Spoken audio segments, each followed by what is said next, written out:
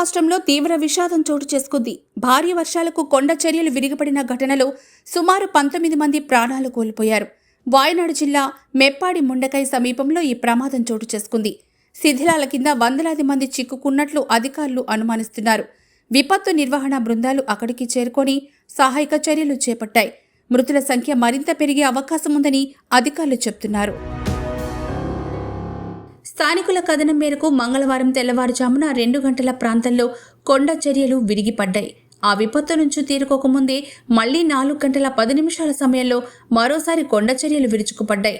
స్థానికుల ద్వారా విషయం తెలుసుకున్న అధికారులు, పోలీసులు వెంటనే స్పందించారు. Kerala state disaster management authority, fire force, national disaster response force బృందాలను ఘటనాస్థలానికి పంపారు.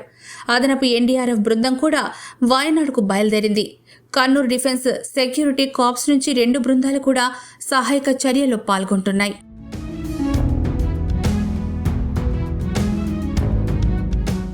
ఇప్పటి వరకు అందిన సమాచారం మేరకు 19 మంది ప్రాణాలు కోల్పోయినట్లు తెలిసింది. అయితే వందల మంది శిథిలాల కింద చిక్కుకొని ఉంటారని స్థానికుల ద్వారా అధికారులు తెలుసుకున్నారు. దీంతో సహాయక చర్యలు ముమ్మరం చేశారు. ఇండియన్ నేవీకి చెందిన 2 హెలికాప్టర్లు MI-17, ఒక ALH ధృవ్ హెలికాప్టర్ సూలూరు నుంచి మెప్పాడికి బయలుదేరాయి. భారీ వర్షంతో సహాయక చర్యలకు ఆటంకం కలుగుతోందని అధికారులు వెల్లడించారు. మరోవైపు అత్యవసర సేవల కోసం కేరళ ఆరోగ్య శాఖ జాతీయ ఆరోగ్య మిషన్ కంట్రోల్ రూమ్ను ఏర్పాటు చేశాయి.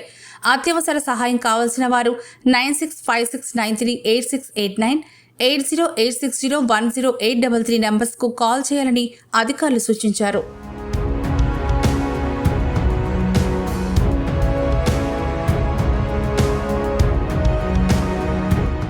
ఈ దుర్ఘటనపై ముఖ్యమంత్రి పినరయి విజయన్ స్పందించారు.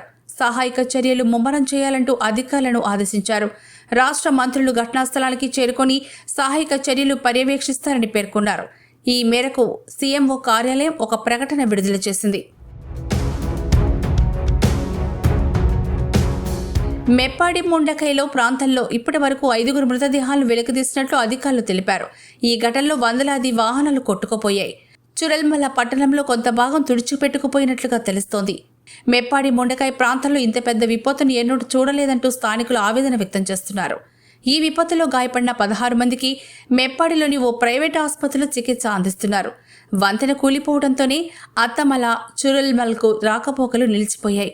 ఆయా గ్రామాల ప్రజలను సురక్షిత ప్రాంతాలకు తరలించే ప్రక్రియ ముమ్మరంగా కొనసాగుతోంది.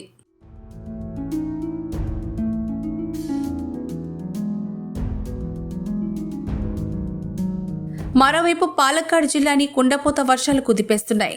గడిచిన 24 గంటల్లో కురిసిన కుండపోత వర్షానికి అనేక ప్రాంతాలైతే నీట మునిగాయి. ఆలతూర్ పాలక్కాడ్ నేషనల్ హైవేపై వరద నీరు నిలిచిపోవడంతో వాహనాల రాకపోకలకు అంతరాయం ఏర్పడింది. పాలక్కాడ్ జిల్లాలోని వడకంచేరి, నెమ్మార, చేరతోడ్ ఇలా ఎక్కడ చూసినా వరద నీరే కనిపిస్తోంది. వరద ముంపు కారణంగా చాలా గ్రామాలకు బాహ్య ప్రపంచంతో సంబంధాలైతే తెగిపోయాయి.